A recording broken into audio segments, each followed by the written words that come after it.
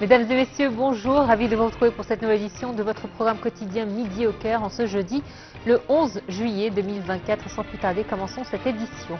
On va parler du ministre des Affaires étrangères et de l'immigration et des Affaires des Égyptiens étrangers, Badr Abdelghati, et son homologue jordanien, Ayman Safadi, qui ont tenu un tête-à-tête au siège du ministère de la nouvelle capitale administrative. Les relations bilatérales entre l'Égypte et la Jordanie dans les divers domaines ainsi que les crises régionales qui secouent la région étaient les principaux sujets discutés au cours des pourparlers tenus entre les chefs de la diplomatie des deux pays. En voici les détails.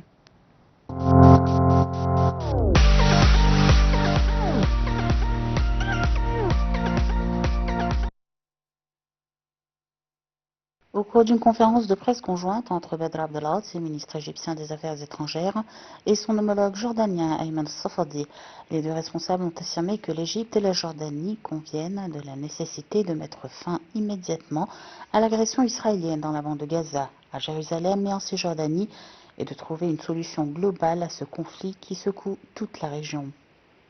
Les deux pays poursuivent leurs efforts conjoints pour avancer sérieusement vers un cessez-le-feu à Gaza. Ils ont discuté des questions régionales, notamment les risques d'escalade de la guerre de Gaza au Liban, en Syrie et la sécurité de la mer Rouge.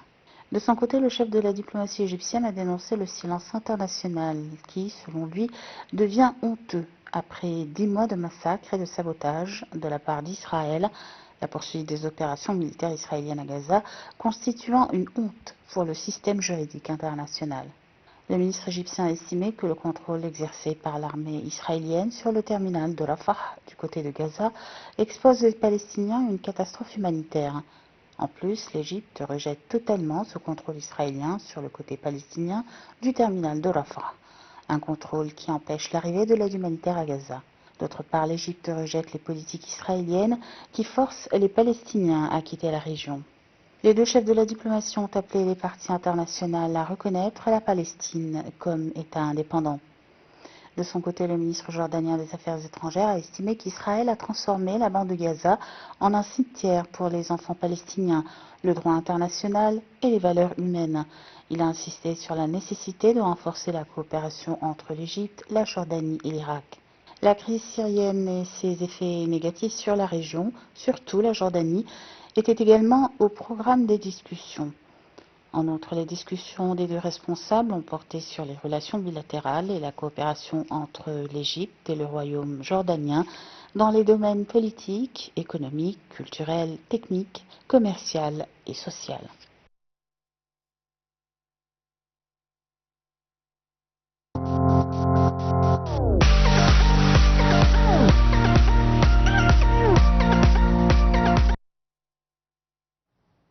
Le ministre palestinien de la Santé, Maged Abou Ramadan, a remercié le président Abdel Fattah el-Sisi pour les aides médicales et humanitaires offertes par l'Égypte à la partie palestinienne. Le ministre a qualifié d'étroites les relations bien établies liant l'Égypte et la Palestine, soutenu par une volonté politique et populaire qui s'étend à travers l'histoire. Monsieur Abou Ramadan a été accueilli hier par le vice-premier ministre et ministre de la Santé Khaled Abdel Ghaffar pour s'entretenir du renforcement de la coopération en soutien aux Palestiniens.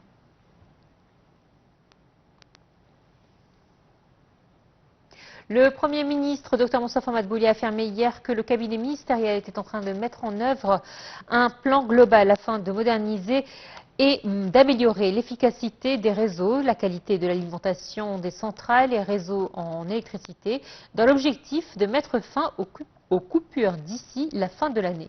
Des partenariats sont envisagés dans le domaine des connexions électriques avec les pays voisins afin d'accélérer la mise en œuvre des projets d'énergie renouvelable et leur introduction au réseau national d'électricité. Le Premier ministre a en outre souligné l'importance de la lutte contre les vols d'énergie dans la finalisation du plan de délestage d'électricité d'ici fin 2024. Selon le Premier ministre, l'État s'engage à mettre un terme au programme ou à mettre terme au programme du délestage en fin de 2024.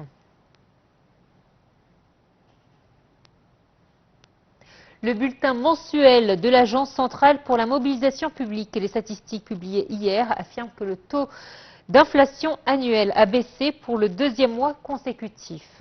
L'indice général des prix à la consommation a enregistré 225,6 points pour le mois de juin 2024 contre 221,8 pour le mois de mai 2024, enregistrant une inflation annuelle de 27,1% contre 27,4% pour le mois de mai 2024. Cette baisse est le résultat des mesures prises par le gouvernement pour renforcer le contrôle sur les prix des biens et produits et le volume de l'offre.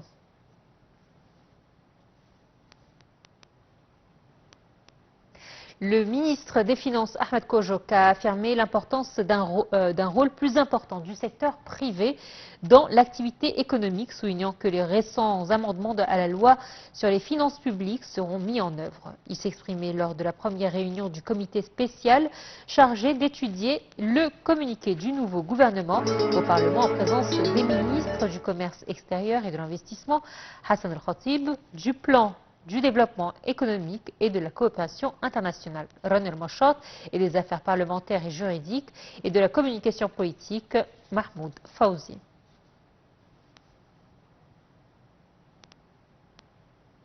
On enchaîne avec cette nouvelle concernant le ministre du Commerce extérieur et de l'Investissement, Hassan El-Khatib, qui a affirmé l'importance d'optimiser l'investissement local, de régler les problèmes fiscaux des investisseurs, de réduire le volume des dettes, de majorer les actifs de l'État et de créer une marge de manœuvre pour le secteur privé. El-Khatib s'exprimait ainsi devant le comité parlementaire chargé d'étudier le communiqué du nouveau cabinet en présence des ministres des Finances, du plan et des affaires parlementaires et juridiques, le rôle actuel du ministère de l'Investissement est de produire un changement concret qui serait ressenti par le citoyen, a-t-il ajouté, saluant la coopération interministérielle pour améliorer le climat des investissements.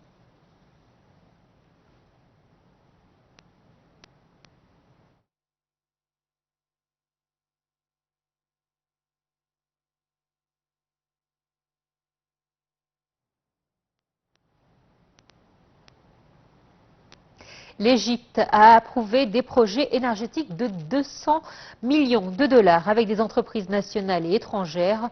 Les projets incluent un accord pour rechercher et exploiter du gaz et du pétrole brut dans la zone offshore de Nord Port Fouad en Méditerranée.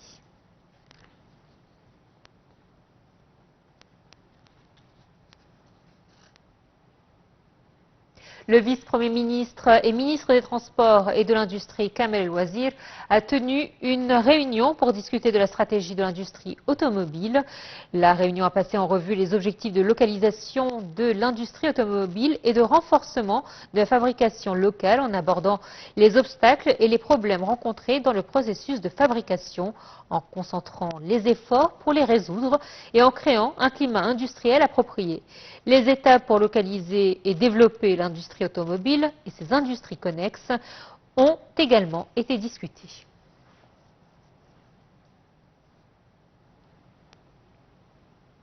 On va parler d'un autre développement, cette fois-ci celui de l'immobilier, qui a connu un large essor au cours des dernières années, notamment avec la nouvelle capitale administrative et la nouvelle ville d'El Alamein. Selon le ministre du Logement, Cherif El Sherbini, le secteur immobilier a contribué à 20% au produit intérieur brut, le PIB de l'Égypte, ces dernières années. Il a indiqué que depuis 2014, l'État a accordé la priorité au développement urbain et immobilier pour la promotion de l'investissement national et étranger. Les biens immobiliers représentent une valeur sûre pour les particuliers et les entreprises. Par conséquent, le maintien de ce secteur est un objectif stratégique pour l'équilibre de l'économie, a précisé le ministre.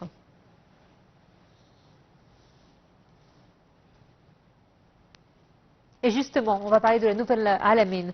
Lors d'une réunion avec les entreprises de construction, les bureaux de conseil et les compagnies d'exploitation et de maintenance, le ministre du Logement et des communautés urbaines a jeté la lumière sur les directives du président Abdel Fattah el-Sisi de relancer le travail et d'achever les projets dans la nouvelle ville d'El Alamein. Je cite, cette ville qui revêt d'une grande importance représente le point de départ pour le développement de la côte nord-ouest, a précisé le ministre, tout en soulignant la nécessité de travailler en équipe. Le ministre a demandé aux entreprises de construction de fixer des calendriers afin de finaliser les projets.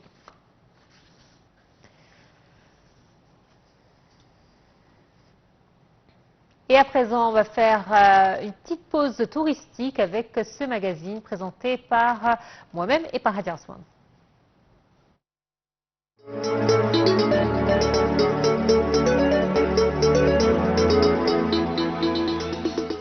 Située sur la côte nord de l'Égypte, El Alamein est l'une des villes côtières les plus modernes du pays. Avec ses plages de sable blanc et ses eaux turquoises cristallines, El Alamein est une destination idéale pour les loisirs et les activités nautiques telles que la natation, la plongée sous-marine et le surf.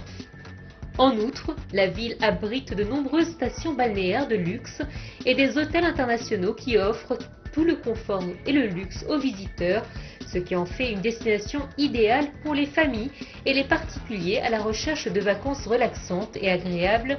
El Alamein est connue pour sa riche histoire, en particulier pendant la Seconde Guerre mondiale. La ville a été le théâtre de la célèbre bataille d'El Alamein qui a marqué un tournant dans le cours de la guerre. Les visiteurs peuvent explorer le musée militaire d'El Alamein qui présente une grande collection d'armes et d'équipements militaires utilisés pendant la guerre et visiter les cimetières militaires qui commémorent les soldats tombés au combat. Parmi les sites historiques importants figure le mémorial du Commonwealth qui attire les touristes intéressés par l'histoire militaire. Outre les plages et les sites historiques, El Alamein a une vie nocturne animée et une variété de restaurants servant une cuisine locale et internationale. Les visiteurs peuvent passer des soirées amusantes dans des lieux de divertissement et des cafés qui restent ouverts jusqu'à tard dans la nuit. Parmi les autres attractions de la ville, citons la Marina d'El Alamein qui propose un éventail d'activités de loisirs, de restaurants et de cafés le long du front de mer. Que vous recherchiez le repos et la détente ou que vous souhaitiez découvrir l'histoire et la culture, El Alamein offre une combinaison unique qui répond à tous les goûts et à tous les intérêts.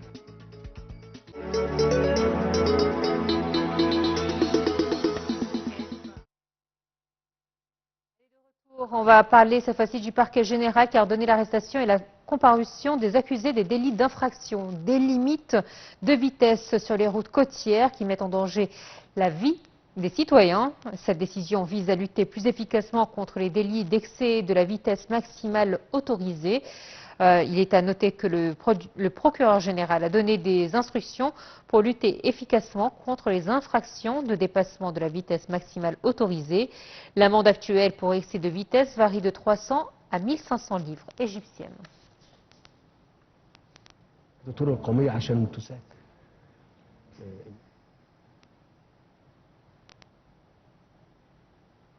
Alors, le sujet que je vais vous traiter est un peu répétitif parce que depuis quelques semaines, on vous dit à peu près la même chose. L'Égypte est touchée depuis mardi par une intense canicule.